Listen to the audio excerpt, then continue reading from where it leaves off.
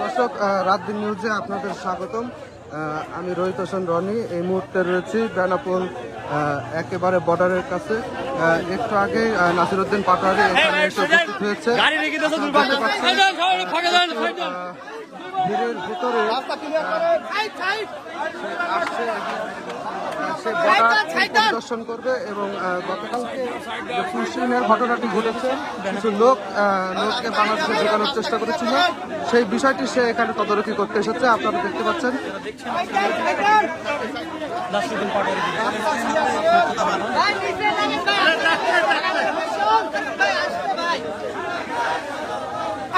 আসেন